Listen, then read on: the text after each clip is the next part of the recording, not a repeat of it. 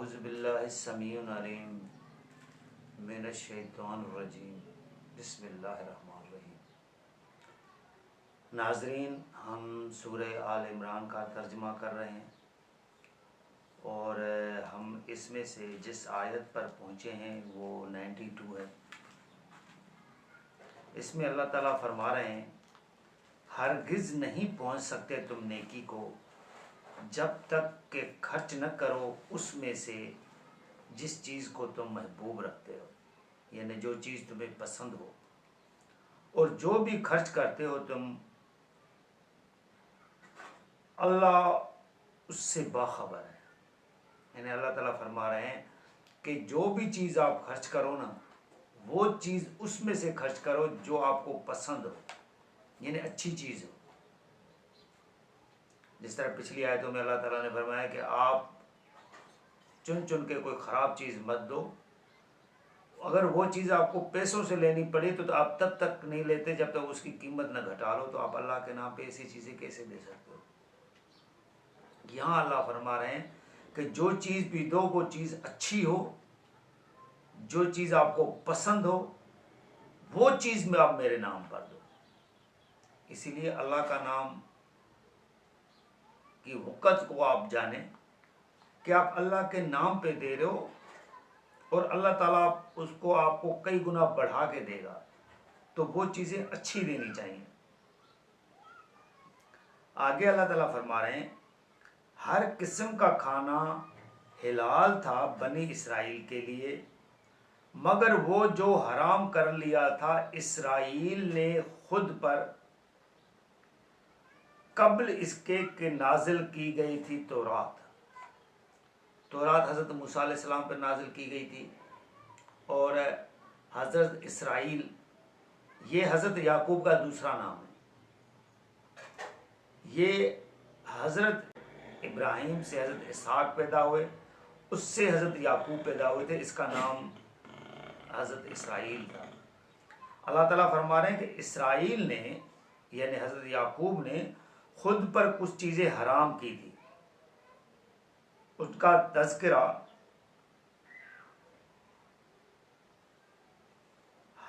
तौरात पे अल्लाह ताला ने किया हुआ था। तो नाज़रीन, अंबिया के लिए अल्लाह ताला ने कुछ चीज़ें रखी होती हैं कि वो कुछ चीज़ों को, जो चीज़ें समझ रहे होते हैं कि इसमें से गुंजाइश निकल सकती है, उस चीज़ों को वो खुद पर हराम कर देते हैं। ये अल्लाह ताला ने अंबिया को, रसूल को ये इख्तियार दिया होता है। इसी इख्तियार को यूज़ करते हुए हुज़ूर सल्लल्लाहु अलैहि वसल्लम ने खुद पर सदका हराम किया था। मैंने बताया था कि हम वो अहादीस मानेंगे जिसकी तस्दीक में कुरान होगा।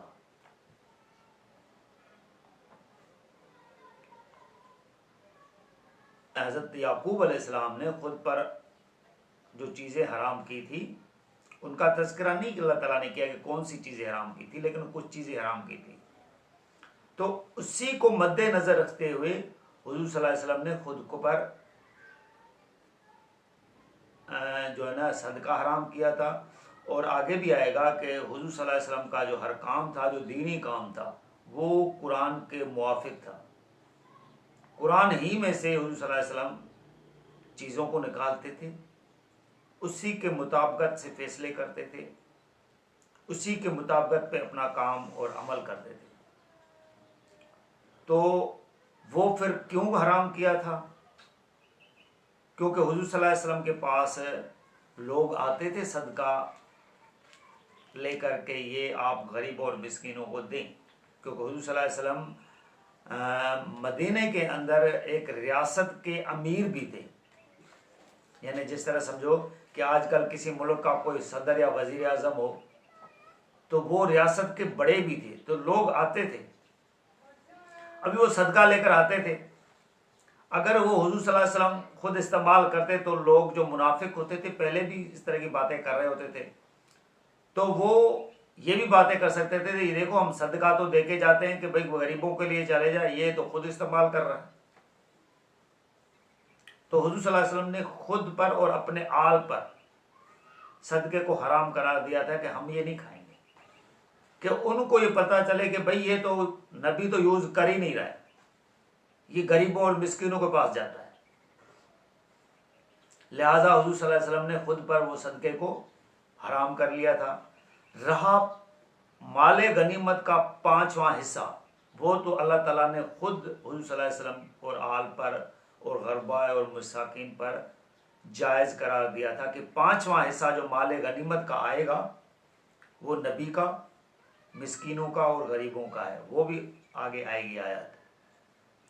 تو وہ صدقے میں نہیں شمار ہوتا، وہ مال غنیمت کا 5واں حصہ ہے، وہ علیحدہ ہے۔ تو لہٰذا ان باتوں کو آپ قرآن کی روح سے سمجھیں اور ان کو آپس میں گڈ مڈ نہیں کر سکتے۔ آگے اللہ تعالیٰ فرما رہے ہیں، کہو کہ لاؤ تورات اور اسے پڑھو، یعنی حضور صلی اللہ علیہ وسلم کو کہا جا رہا ہے کہ وہ جو اسرائیل نے یعنی یعقوب علیہ السلام نے جو خود پر چیزیں حرام کی تھی وہ پہلے کی ہیں، تورات میں وہ بیان کی گئی ہیں۔ اگر آپ کو یقین نہیں ہے کہ تورات لاؤ اور اس کو پڑھو اگر تم سچے ہو، یعنی وہ کچھ چیزوں کو خود بھی جو ہے یعقوب نے حرام کی ہوئی تھی وہ خود پر بھی حرام کر رہے تھے کہ وہ حرام ہے، یہ کیوں کر رہے ہو؟ تو اللہ تعالیٰ نے فرمایا تو وہ تو یعقوب نے خود پر حرام کی تھی، ہم نے تھوڑی کہا تھا۔ اسی طرح صدقہ ہے تو وہ حضور صلی اللہ علیہ وسلم نے خود پر اور اپنے آپ پر حرام کیا ہوا ہے، سب پہ تھوڑی حرام ہے۔ جو مسکین ہے غریب ہے وہ یوز کرے۔ ابھی ایک نبی نے رسول نے اگر اپنے اوپر حرام کیا ہے رسول نے تو وہ پوری امت کے لیے تھوڑی حرام ہے، یعنی پورے گروہ کے لیے پورے مسلمانوں کے لیے تھوڑی حرام ہے، اس نے اپنے لیے اور اپنے آل کے لیے حرام کیا ہوا تھا اور اس کی وجہ میں نے آپ کو بتا دی۔ تو کچھ لوگ کہتے ہیں کہ بھئی ہم نے بھی نہیں کھانا، نہ کھاؤ، آپ کی مرضی ہے، لیکن اس کو آپ حرام مت سمجھو۔ یہ اللہ کی آیتوں کے ساتھ آپ مذاق کر رہے ہیں۔ اگر ایک کسی نبی نے کسی رسول نے آپ کو حرام کی ہوئی تو اس کی وجہ کو جانو۔ آگے اللہ تعالیٰ فرما رہے ہیں، پھر جو کوئی خود گھڑ کر منسوب کرے گا اللہ پر جھوٹی بات اس کے بعد بھی تو ایسے ہی لوگ ظالم ہیں، یعنی اللہ تعالیٰ فرما رہے ہیں یہ پھر یہ جھوٹی بات ہے جو اللہ پر آپ گھڑ کے ثابت کرنا چاہ رہے ہیں کہ اللہ تعالیٰ نے یہ حرام کی ہوئی تھی۔ تو اسی طرح آپ بھی یہ جھوٹی گھڑی ہوئی بات مت بیان کریں کہ صدقہ بس حرام ہے۔ تو ایک بندہ صدقہ لے کے گھوم رہا ہوتا ہے، کوئی صدقہ لینے کے لیے تیار نہیں ہوتا۔ یہی میلاد اور جو ہے یہ جو پیروں کے اوپر جو ہے یہ جو آپ دیگے بانٹ رہے ہوتے ہیں یہ جو بالکل حرام ہے، ان کو کھانا تو آپ باعث ثواب سمجھ رہے ہوتے ہو، اور جو صدقہ جو اللہ تعالیٰ نے حلال کیا ہوا ہے آپ اس کو حرام قرار دیتے ہو۔ حرام قرار نہیں دے سکتے، وہ وجہ کو آپ بیان کر سکتے ہو کہ بھائی نہیں ہمارے پاس اتنا کچھ ہے، وہ علیحدہ چیز ہے، لیکن آپ اس کو حرام قرار نہیں دے سکتے۔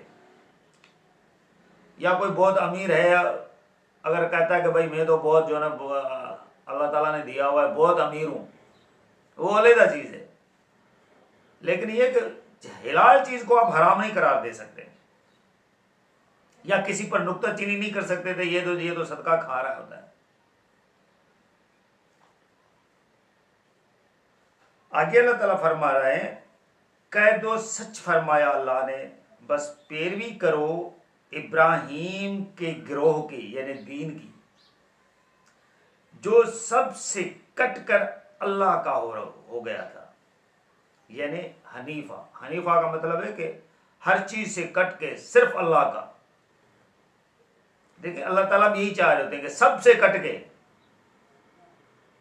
یہ جو آپ نے پیر فقیر بنائے ہوئے ہیں نا، جس کو آپ نے ولی اللہ کا نام ہے، ولی اللہ نہیں ہے، یہ آپ نے بنائے ہوئے ہیں۔ اللہ ان سب سے بے نیاز ہے،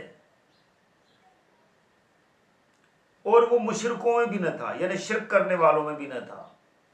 یہ جو آپ سمجھ رہے ہیں کہ بھئی یہ جو سفارشیں کریں گے، یہ کریں گے، وہ کریں گے، سفارش کوئی کسی کی نہیں کر سکتا، انبیاء بھی نہیں کر سکتے، صرف وہ سفارش کریں گے جو حق اور سچ کی بات ہوگی. سچ کے علاوہ وہاں کچھ نہیں بولا جائے گا. اور وہ بولے گا جس کو اللہ اجازت دے گا، یعنی مرضی کسی کی چلے گی پھر بھی اللہ کی چلے گی. ابھی اللہ آپ سے پوچھ کر کوئی اجازت نہیں دے گا کہ اس کو اجازت دوں کہ نہ دوں، یہ اللہ کی اپنی مرضی پر منحصر ہے. آگے اللہ تعالیٰ فرما رہے ہیں بے شک پہلا گھر جو بنایا گیا تھا لوگوں کی عبادت کے لیے وہ وہی ہے جو مکے میں ہے. یعنی مکے کے اندر جو گھر ہے یعنی مسجد الحرام، اللہ تعالیٰ فرما رہے ہیں پہلا یہی گھر تھا، کیونکہ حضرت ابراہیم کا بنا ہوا ہے. اور حضرت ابراہیم علیہ السلام نے یہ باقی جو انبیاء تھے یہ ان کے نسل میں سے تھے، تو حضرت ابراہیم نے جو لازم بنایا ہوگا وہ پہلا ہوگا. برکت والا اور مرکز ہدایت تمام جہانوں کے لیے. اس میں ایسی نشانیاں ہیں یعنی آیات ہیں جو خود گواہ ہیں. مقام ابراہیم بھی ہے اس میں، یعنی حضرت ابراہیم علیہ السلام کے کھڑے ہونے کی جگہ. اور جو داخل ہوا اس میں یعنی مکہ مسجد الحرام میں، اسے مل گیا امن، اور اللہ کا حق ہے لوگوں پر کہ حج کرے. یعنی اللہ تعالیٰ فرما رہے ہیں کہ میرا حق ہے لوگوں پر کہ وہ اس بیت الحرام کا کیا کرے، حج کرے. ہر وہ شخص جو طاقت رکھتا ہو، یعنی ہر شخص جو طاقت رکھتا ہے اس تک پہنچنے کی، یعنی اس کے پاس اتنا کچھ اللہ تعالیٰ نے وسائل دیے ہوئے ہیں کہ وہ حج کر سکتا ہے. کہ اللہ تعالیٰ فرما رہا ہے کہ میرا حق ہے اس پر کہ وہ اس گھر کا حج کرے. اگر کوئی انکار کرے یعنی طاقت رکھتا ہے ابھی وہ حج نہیں کر رہا، انکار کر رہا ہے، یعنی پھر جانا نہیں چاہ رہا، تو اللہ تعالیٰ فرما رہے ہیں کہ میں پھر بے نیاز ہوں. اللہ بے نیاز ہے سب جہانوں سے، سب جہان والوں سے. پھر اللہ تعالیٰ کو اس کو کوئی پرواہ نہیں ہے. تو لہٰذا ناظرین ہم نے 97 تک یہ آیت کمپلیٹ کی ہے. لہٰذا اللہ کی آیات جو ہیں، اللہ کی آیات کو اچھی طرح سمجھیں، ان پر عمل کرنے کی کوشش کریں، بلکہ عمل کریں، کوشش نہیں عمل کرنا چاہیے. کہیں بھی اگر انسان سے کوئی غلطی ہو جاتی ہے تو فوراً رجوع کرے. یہی انبیاء کا، رسول کا یہی طریقہ تھا. کیونکہ انسان غلطیوں کا پتلا ہے، ان سے غلطیاں ہوتی ہیں. پہلا جو حکم ہے، اول حکم ہے، وہ اللہ تعالیٰ کو راضی رکھنا ہوتا ہے، اللہ تعالیٰ کے احکاموں کو ماننا ہوتا ہے. شرک سے دور بھاگنا ہے. شرک اللہ تعالیٰ کی نظر میں ناقابل معافی گناہ ہے. اللہ تعالیٰ آگے بھی بتائیں گے کہ اللہ تعالیٰ شرک کے علاوہ جو چاہے گا معاف کرے گا، لیکن شرک کو کبھی نہیں معاف کرے گا. تو لہٰذا اگر اپنی آخرت کو آپ سنوارنا چاہ رہے ہیں تو شرک سے دور رہیں اور اس کتاب کو پکڑنے کی کوشش کریں. جزاک اللہ.